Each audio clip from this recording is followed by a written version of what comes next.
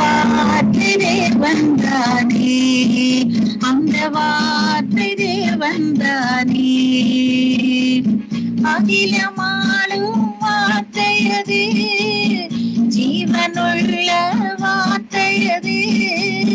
வானம் பூமி மாறினாலும் மாறாத வார்த்தை தேவன் வார்த்தை. வானம் பூமி மாறினாலும் மாறாத வார்த்தை தேவன் வார்த்தை. ஆதியிலே ஒரு வார்த்தை இருந்தது, அந்த வார்த்தை தேவன்தானே, வார்த்தை தேவன்தானே, அந்த வார்த்தை தேவன்தானே.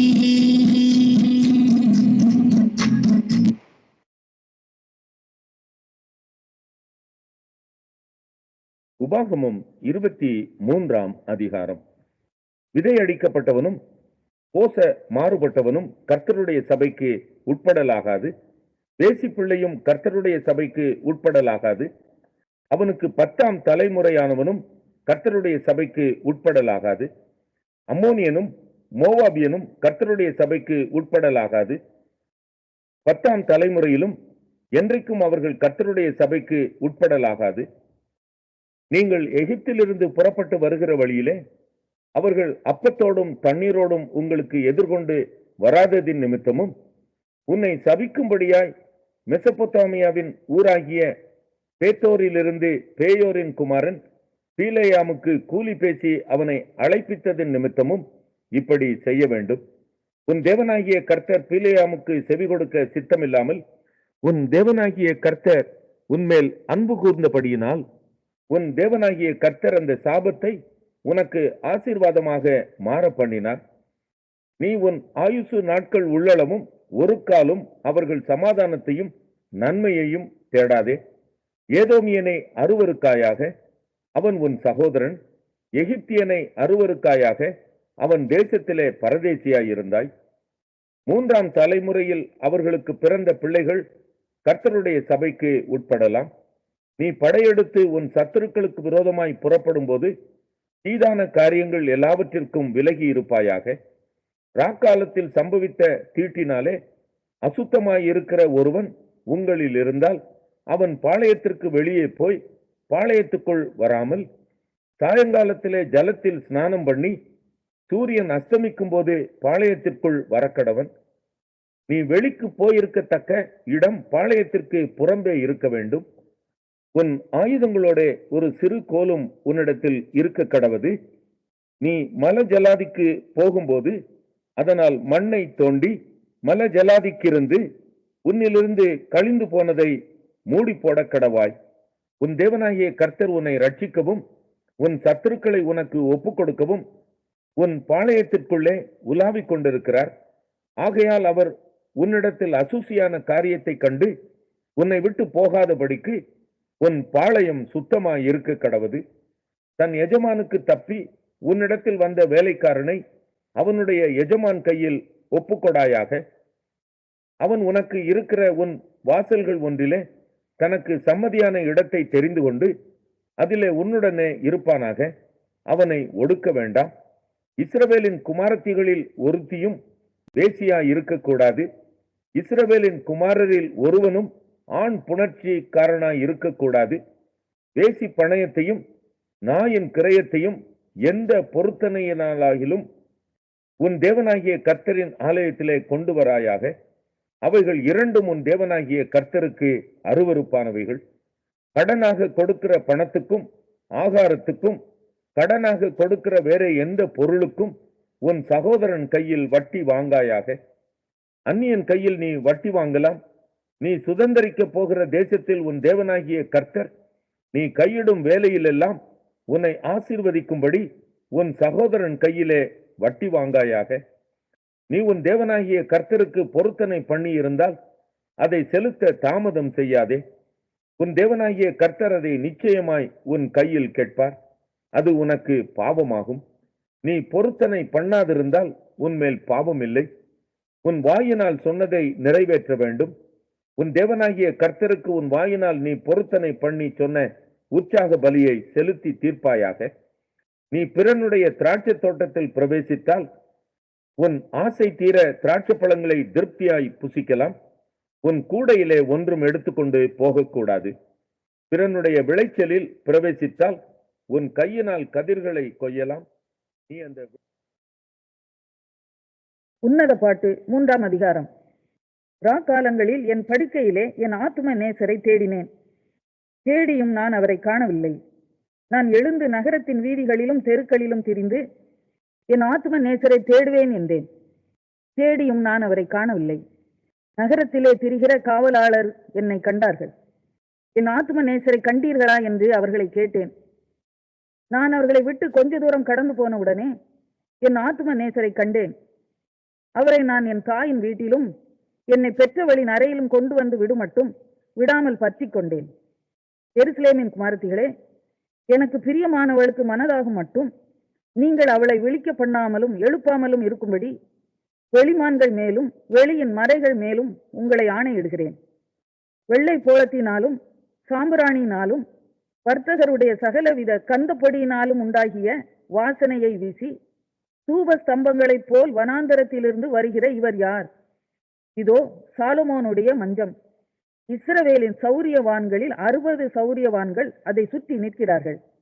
இவர்கள் எல்லாரும் பட்டயம் பிடித்து யுத்தத்துக்கு பழகினவர்களாய் இருக்கிறார்கள். ராக்கால பயத்தின் நிமித்தம் அவன் அவனுடைய பட்டயம் அவன் அவன் அறையில் இருக்கிறது. சாலமோன் ராஜா தனக்கு லீபனோனின் மரத்தினால் ஒரு ரதத்தை பண்ணுவித்தார். அதன் தூண்களை வெள்ளியினாலும் அதன் தட்டை பொன்னினாலும் அதன் ஆசனத்தை இரத்தாம்பரத்தினாலும் பண்ணுவித்தார். அதன் உட்புறத்திலே எருசலேமின் குமாரத்திகள் நிமித்தம் நேசம் என்னும் சமுக்காலம் விரித்திருந்தது. சீயோன் குமாரத்திகளே, நீங்கள் புறப்பட்டு போய் ராஜாவாகிய சாலமோனின் கல்யாண நாளிலும் மனமகிழ்ச்சி நாளிலும் அவருடைய தாயார் அவருக்கு சூட்டின முடி. அப்போஸ்தலர் 16ஆம் அதிகாரம். அதன் பின்பு அவன் தெர்பைக்கும் லீஸ்திராவுக்கும் போனான். அங்கே தீமோத்தேயு என்னப்பட்ட ஒரு சீஷன் இருந்தான். அவன் தாய் விசுவாசம் உள்ள யூத ஸ்திரீ, அவன் தகப்பன் கிரேக்கன். அவன் லீஸ்திராவிலும் இக்கோனியாவிலும் உள்ள சகோதரராலே நற்சாட்சி பெற்றவனாய் இருந்தான். அவனை பவுல் தன்னுடனே கூட்டிக் கொண்டு போக வேண்டும் என்று விரும்பி அவனுடைய தகப்பன் கிரேக்கன் என்று அவ்விடங்களில் இருக்கும் யூதர்கள் எல்லாரும் அறிந்திருந்தபடியால் அவர்கள் நிமித்தம் அவனுக்கு விருத்த சேதனம் பண்ணினான். அவர்கள் பட்டணங்கள் தோறும் போகையில் எருசலேமில் இருக்கும் அப்போஸ்தலராலும் மூப்பராலும் விதிக்கப்பட்ட சட்டங்களை கை கொள்ளும்படி அவர்களுக்கு ஒப்புவித்தார்கள். அதனாலே சபைகள் விசுவாசத்தில் ஸ்திரப்பட்டு நாளுக்கு நாள் பெருகின. அவர்கள் பிரிகியா கலாத்தியா நாடுகளை கடந்து போன போது ஆசியாவிலே வசனத்தை சொல்லாதபடிக்கு பரிசுத்த ஆவியினாலே தடை பண்ணப்பட்டு மீசியா தேசம் மட்டும் வந்து பித்தினியா நாட்டுக்கு போக பிரயத்தனம் பண்ணினார்கள். ஆவியானவரோ அவர்களை போக ஒட்டாதிருந்தார். அப்பொழுது அவர்கள் மீசியா பக்கமாய் போய் துரோவாவுக்கு வந்தார்கள். அங்கே ராத்திரியிலே பவுலுக்கு ஒரு தரிசனம் உண்டாயிற்று. அது என்னவெனில், மக்கதோனியா தேசத்தான் ஒருவன் வந்து நின்று, நீ மக்கதோனியாவுக்கு வந்து எங்களுக்கு உதவி செய்ய வேண்டும் என்று தன்னை வேண்டிக் கொண்டதாக இருந்தது. அந்த தரிசனத்தை அவன் கண்டபோது அவர்களுக்கு சுவிசேஷத்தை அறிவிக்கும்படி கர்த்தர் எங்களை அழைத்தார் என்று நாங்கள் நிச்சயித்துக் கொண்டு உடனே மக்கதோனியாவுக்கு புறப்பட்டு போக பிரயத்தனம் பண்ணி துரோவாவில் கப்பல் ஏறி சாமாத்திரேக்கே தீவுக்கும் மறுநாளிலே நெயாபோலி பட்டணத்துக்கும் நேராய் ஓடி அங்கே இருந்து மக்கதோனியா தேசத்து நாடுகளில் ஒன்றிற்கு தலைமையானதும் ரோமர் குடியேறினதுமான பிலிப்பி பட்டணத்துக்கு வந்து அந்த பட்டணத்திலே சில நாள் தங்கி இருந்தோம். ஓய்வு நாளில் நாங்கள் பட்டணத்துக்கு வெளியே போய் ஆற்றின் அருகே வழக்கமாய் ஜெபம் பண்ணுகிற இடத்தில் உட்கார்ந்து அங்கே கூடி வந்த ஸ்திரீகளுக்கு உபதேசித்தோம். அப்பொழுது தியத்தீரா ஊராளும் இரத்தாம்பரம் விற்கிறவளும் தேவனை வணங்குகிறவளுமாகிய லீதியாள் என்னும் பேருள்ள ஒரு ஸ்திரீ கேட்டுக்கொண்டிருந்தாள். பவுல் சொல்லியவைகளை கவனிக்கும்படி கர்த்தர் அவள் இருதயத்தை திறந்தருளினார். அவளும் அவள் வீட்டாரும் ஞானஸ்நானம் பெற்ற பின்பு அவள் எங்களை நோக்கி, நீங்கள் என்னை கர்த்தரிடத்தில் விசுவாசம் உள்ளவள் என்று எண்ணினால் என் வீட்டிலே வந்து தங்கி இருங்கள் என்று எங்களை வருந்தி கேட்டுக்கொண்டாள். நாங்கள் ஜெபம் பண்ணுகிற இடத்திற்கு போகையில் குறி சொல்ல ஏவுகிற ஆவியை கொண்டிருந்து குறி சொல்லுகிறதுனால் தன் எஜமான்களுக்கு மிகுந்த ஆதாயத்தை உண்டாக்கின ஒரு பெண் எங்களுக்கு எதிர்பட்டாள். அவள் பவுலையும் எங்களையும் பின்தொடர்ந்து வந்து, இந்த மனுஷர் உன்னதமான தேவனுடைய ஊழியக்காரர், ரட்சிப்பின் வழியை நமக்கு அறிவிக்கிறவர்கள் என்று சத்தமிட்டாள். இப்படி அநேக நாள் செய்து கொண்டு வந்தாள். பவுல் சினம் கொண்டு திரும்பி பார்த்து, நீ இவளை விட்டு புறப்படும்படி இயேசு கிறிஸ்து நாமத்தினாலே உனக்கு கட்டளையிடுகிறேன் என்று அந்த ஆவியுடனே சொன்னான். அந்நேரமே அது புறப்பட்டு போயிற்று. அவளுடைய எஜமான்கள் தங்கள் ஆதாயத்து நம்பிக்கை அற்று போயிற்றென்று கண்டு பவுலையும் சீலாவையும் பிடித்து சந்தை வெளியில் உள்ள அதிகாரிகளிடத்தில் இழுத்து கொண்டு போனார்கள். அவர்களை அதிகாரிகளிடத்தில் ஒப்புவித்து, யூதர்களாகிய இந்த மனுஷர் நம்முடைய பட்டணத்தில் கலகம் பண்ணி ரோமராகிய நாம் ஏற்றுக்கொள்ளவும் அனுசரிக்கவும் தகாத முறைமைகளை போதிக்கிறார்கள் என்றார்கள். அப்பொழுது ஜனங்கள் கூட்டம் கூடி அவர்களுக்கு விரோதமாய் எழும்பினார்கள். அதிகாரிகள் அவர்கள் வஸ்திரங்களை கிழித்து போடவும் அவர்களை அடிக்கவும் சொல்லி அவர்களை அநேக அடி அடித்த பின்பு சிறைசாலையிலே வைத்து அவர்களை பத்திரமாய் காக்கும்படி சிறைசாலைக்காரனுக்கு கட்டளையிட்டார்கள். அவன் இப்படிப்பட்ட கட்டளையை பெற்று அவர்களை உட்காவல் அறையிலே அடைத்து அவர்கள் கால்களை தொழு மரத்தில் மாட்டி வைத்தான். நடு ராத்திரியிலே பவுலும் சீலாவும் ஜெபம் பண்ணி தேவனை துதித்து பாடினார்கள். காவலில் வைக்கப்பட்டவர்கள் அதை கேட்டுக் கொண்டிருந்தார்கள். சடிதியிலே சிறைச்சாலையின் அஸ்திபாரங்கள் அசையும்படியாக பூமி மிகவும் அதிர்ந்தது. உடனே கதவுகள் எல்லாம் திறவுண்டது. எல்லாருடைய கட்டுகளும் கலண்டு போயிற்று. சிறைச்சாலைக்காரன் நித்திரை தெளிந்து சிறைச்சாலையின் கதவுகள் திறந்திருக்கிறதை கண்டு கட்டுண்டவர்கள் ஓடி போனார்கள் என்று எண்ணி பட்டயத்தை உருவி தன்னை கொலை செய்து கொள்ள போனான். பவுல் மிகுந்த சத்தமிட்டு, நீ உனக்கு கெடுதி ஒன்று செய்து கொள்ளாதே, நாங்கள் எல்லாரும் இங்கேதான் இருக்கிறோம் என்றான். அப்பொழுது அவன் தீபங்களை கொண்டு வர சொல்லி உள்ளே ஓடி நடுநடுங்கி பவுலுக்கும் சீலாவுக்கும் முன்பாக விழுந்து அவர்களை வெளியே அழைத்து வந்து, ஆண்டவமாரே, ரட்சிக்கப்படுவதற்கு நான் என்ன செய்ய வேண்டும் என்றான். அதற்கு அவர்கள், கர்த்தராகிய இயேசு கிறிஸ்துவை விசுவாசி, அப்பொழுது நீயும் உன் வீட்டாரும் ரட்சிக்கப்படுவீர்கள் என்று சொல்லி அவனுக்கும் அவன் வீட்டில் இருந்த யாவருக்கும் கர்த்தருடைய வசனத்தை போதித்தார்கள். மேலும் ராத்திரியில் அந்நேரத்தில் தானே அவன் அவர்களை அழைத்து கொண்டு போய் அவர்களுடைய காயங்களை கழுவினான். அவனும் அவனுடையவர்கள் அனைவரும் உடனே ஞான ஸ்நானம் பெற்றார்கள். பின்பு அவன் அவர்களை தன் வீட்டிற்கு கூட்டிக் கொண்டு போய் அவர்களுக்கு போஜனம் கொடுத்து தன் வீட்டார் அனைவரோடும் கூட தேவனிடத்தில் விசுவாசம் உள்ளவனாகி மன மகிழ்ச்சியாய் இருந்தான். பொழுது விடிந்த பின்பு அந்த மனுஷரை விட்டுவிடுங்கள் என்று சொல்ல அதிகாரிகள் சேவகர்களை அனுப்பினார்கள். சிறைச்சாலைக்காரர் பவுலுக்கு இந்த வார்த்தைகளை அறிவித்து, உங்களை விடுதலையாக்கும்படிக்கு அதிகாரிகள் கட்டளை அனுப்பினார்கள். ஆகையால் நீங்கள் இப்பொழுது புறப்பட்டு சமாதானத்துடனே போங்கள் என்றார். அதற்கு பவுல், ரோமராகிய எங்களை அவர்கள் நியாயம் விசாரியாமல் வெளியரங்கமாய் அடித்து சிறைச்சாலையிலே போட்டார்கள். இப்பொழுது ரகசியமாய் எங்களை விடுதலையாக்குகிறார்களோ? அப்படியல்ல, அவர்களே வந்து எங்களை வெளியே அழைத்து அனுப்பி விடட்டும் என்றார். சேவகர் இந்த வார்த்தைகளை அதிகாரிகளுக்கு அறிவித்தார்கள். ரோமராய் இருக்கிறார்கள் என்று அவர்கள் கேட்ட பொழுது பயந்து வந்து அவர்களுடனே தயவாய் பேசி அவர்களை வெளியே அழைத்து கொண்டு போய் பட்டணத்தை விட்டு புறப்பட்டு போகும்படி கேட்டுக்கொண்டார்கள். அந்தபடி அவர்கள் சிறைசாலையில் இருந்து புறப்பட்டு லீதியாளிடத்திற்கு போய் சகோதரரை கண்டு, அப்போஸ்தலர் 17ஆம் அதிகாரம். அவர்கள் அம்பிபோலி பட்டணத்தையும் அப்பலோனியா பட்டணத்தையும் கடந்து தெசலோனிக்கே பட்டணத்துக்கு வந்தார்கள். அங்கே யூதருக்கு ஒரு ஜெப ஆலயம் இருந்தது. பவுல் தன் வழக்கத்தின்படியே அவர்களிடத்தில் போய் 3 ஓய்வு நாள்களில் வேத வாக்கியங்களின் நியாயங்களை எடுத்து அவர்களுடனே சம்பாஷித்து, கிறிஸ்து பாடுபடவும் மரித்தோரிலிருந்து எழுந்திருக்கவும் வேண்டியதென்றும் நான் உங்களுக்கு அறிவிக்கிற இந்த இயேசுவே கிறிஸ்து என்றும் காண்பித்து திருஷ்டாந்தப்படுத்தினான். அவர்களில் சிலரும் பக்தியுள்ள கிரேக்கரில் திரளான ஜனங்களும் கனம் பொருந்திய ஸ்திரீகளில் அநேகரும் விசுவாசித்து பவுலையும் சீலாவையும் சேர்ந்து கொண்டார்கள். விசுவாசியாத யூதர்கள் வைராக்கியம் கொண்டு வீணராகிய சில பொல்லாதவர்களை சேர்த்து கொண்டு கூட்டம் கூடி பட்டணத்தில் அமளி உண்டாக்கி யாசோனுடைய வீட்டை வளைந்து கொண்டு அவர்களை பட்டணத்தாருக்கு முன்பாக இழுத்து கொண்டு வர வகை தேடினார்கள். அவர்களை காணாமல் யாசோனையும் சில சகோதரரையும் பட்டணத்து அதிகாரிகளிடத்தில் இழுத்து கொண்டு வந்து, உலகத்தை கலக்குகிறவர்கள் இங்கேயும் வந்திருக்கிறார்கள், இவர்களை யாசோன் ஏற்றுக்கொண்டான். இவர்கள் எல்லாரும் இயேசு என்னும் வேறொருவனை ராஜா என்று சொல்லி ராயனுடைய கட்டளைகளுக்கு விரோதமாக செய்கிறார்கள் என்று கூக்குரலிட்டு இவர்களை கேட்டுக்கொண்டிருந்த ஜனங்களையும் பட்டணத்து அதிகாரிகளையும் கலங்க பண்ணினார்கள். பின்பு அவர்கள் யாசோனிடத்திலும் மற்றவர்களிடத்திலும் ஜாமீன் வாங்கி கொண்டு அவர்களை விட்டு விட்டார்கள். உடனே சகோதரர் ராத்திரி காலத்திலே பவுலையும் சீலாவையும் பெரோயா பட்டணத்துக்கு அனுப்பிவிட்டார்கள். அவர்கள் அங்கே சேர்ந்து யூதருடைய ஜெப ஆலயத்திற்கு போனார்கள். அந்த பட்டணத்தார் மனோவாஞ்சையாய் வசனத்தை ஏற்றுக்கொண்டு காரியங்கள் இப்படி இருக்கிறதா என்று தினந்தோறும் வேத வாக்கியங்களை ஆராய்ந்து பார்த்ததினால் தெசலோனிக்கேயில் உள்ளவர்களை பார்க்கிலும் நற்குணசாலிகளாய் இருந்தார்கள். அதனால் அவர்களில் அநேகம் பேரும் கனம் பொருந்திய கிரேக்கரில் அநேக ஸ்திரீகளும் புருஷர்களும் விசுவாசித்தார்கள். பெரோயாவிலும் தேவ வசனம் பவுலினால் அறிவிக்கப்படுகிறதென்று தெசலோனிக்கேயரான யூதர்கள் அறிந்தபோது அங்கேயும் வந்து ஜனங்களை கிளப்பிவிட்டார்கள். உடனே சகோதரர் பவுலை சமுத்திர வழியாய் போக அனுப்பிவிட்டார்கள். சீலாவும் தீமோத்தேயும் அங்கே தங்கி இருந்தார்கள். பவுலை வழி நடத்தினவர்கள் அவனை அத்தேனை பட்டணம் வரைக்கும் அழைத்து கொண்டு போய் அங்கே சீலாவும் தீமோத்தேயும் அதி சீக்கிரமாக தன்னிடத்திற்கு வரும்படி அவர்களுக்கு சொல்ல கட்டளை பெற்றுக்கொண்டு புறப்பட்டு போனார்கள்.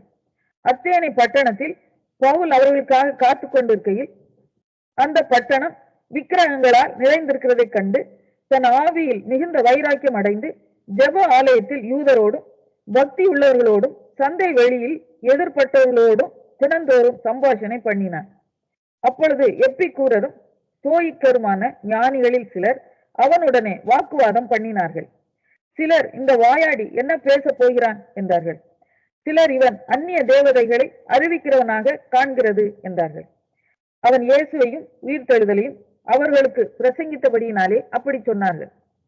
அவர்கள் அவனை மார்ஸ் மேடைக்கு அழைத்து கொண்டு போய், நீ சொல்லுகிற புதிதான உபதேசம் இன்னதென்று நாங்கள் அறியலாமா? நூதனமான காரியங்களை எங்கள் காதுகள் கேட்க பண்ணுகிறாய்.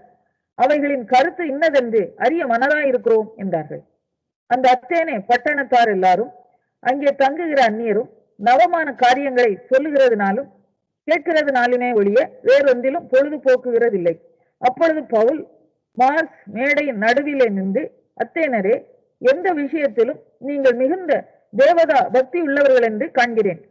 எப்படி என்றால், நான் சுற்றி திரிந்து உங்கள் ஆராதனைக்குரியவைகளை கவனித்து பார்த்த பொழுது அறியப்படாத தேவனுக்கு என்று எழுதியிருக்கிற ஒரு பலிபீடத்தை கண்டேன். நீங்கள் அறியாமல் ஆராதிக்கிற அவரையே நான் உங்களுக்கு அறிவிக்கிறேன். உலகத்தையும் அதில் உள்ள யாவத்தையும் உண்டாக்கின தேவனானவர் வானத்திற்கும் பூமிக்கும் ஆண்டவராய் இருக்கிறபடியால் கைகளினால் கட்டப்பட்ட கோவில்களில் அவர் வாசம் பண்ணுகிறதில்லை. எல்லாருக்கும் ஜீவனையும் சுவாசத்தையும் சகலத்தையும் கொடுக்கிற அவர் தமக்கு யாதொன்று தேவையானது போல மனுஷர் கைகளால் பணிவிடை கொள்ளுகிறதும் இல்லை. மனுஷ ஜாதியான சகல ஜனங்களையும் அவர் ஒரே இரத்தத்தினாலே தோன்ற பண்ணி பூமியின் மீதெங்கும் குடியிருக்க செய்து முன் தீர்மானிக்கப்பட்ட காலங்களையும் அவர்கள் குடியிருப்பின் எல்லைகளையும் குறித்திருக்கிறார். கர்த்தராகிய தம்மை அவர்கள் தடவியாகிலும் கண்டுபிடிக்கத்தக்கதாக தம்மை தேடும்படிக்கு அப்படி செய்தார். அவர் நம்மில் ஒருவருக்கும் தூரமானவர் அல்லவே. ஏனெனில் அவருக்குள் நாம் பிழைக்கிறோம், அசைகிறோம், இருக்கிறோம். அப்படியே உங்கள் புலவர்களிலும் சிலர் நாம் அவருடைய சந்ததியார் என்று சொல்லி இருக்கிறார்கள். நாம் தேவனுடைய சந்ததியாராய் இருக்க மனுஷருடைய சித்திர வேலையினாலும் யுக்தியினாலும் உருவாக்கின பொன், வெள்ளி, கல் இவைகளுக்கு தெய்வம் ஒப்பாயிருக்கும் என்று நாம் நினைக்கலாகாது. அறியாமை உள்ள காலங்களை தேவன் காணாதவர் போல் இருந்தார். இப்பொழுதோ மனம் திரும்ப வேண்டும் என்று எங்கும் உள்ள மனுஷர் எல்லாருக்கும் கட்டளையிடுகிறார். மேலும் ஒரு நாளை குறித்திருக்கிறார். அதிலே அவர் தாம் நியமித்த மனுஷனை கொண்டு பூலோகத்தை நீதியாய் நியாயம் தீர்ப்பார். அந்த மனுஷனை மரித்தோரிலிருந்து எழுப்பினதினாலே அதன் நிச்சயத்தை எல்லாருக்கும் விளங்க பண்ணினார் என்றார். மரித்தோரின் உயிர் தெழுதலை குறித்து அவர்கள் கேட்ட பொழுது சிலர் இகழ்ந்தார்கள். சிலர், நீ சொல்லுகிறதை இன்னொரு வேளை கேட்போம் என்றார்கள். இப்படி இருக்க பவுல் அவர்களை விட்டு போய்விட்டான். சிலர் அவனை பற்றி கொண்டு விசுவாசிகளானார்கள். அவர்களில் மார்ஸ் மேடை நியாயாதிபதிகளில் ஒருவனாகிய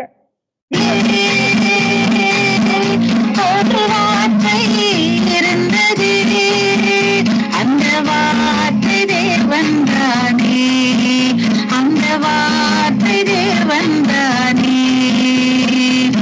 அகிலமாளும் வார்த்தையது, ஜீவனுள்ள வார்த்தையது, வானம் பூமி மாறினாலும் மாறாத வார்த்தை தேவன் வார்த்தை, வானம் பூமி மாறினாலும் வார்த்தை தேவன் வார்த்தை ஆவியிலே ஒரு வார்த்தை இருந்தது அந்த வார்த்தை தேவன் தானே வார்த்தை தேவன் தான்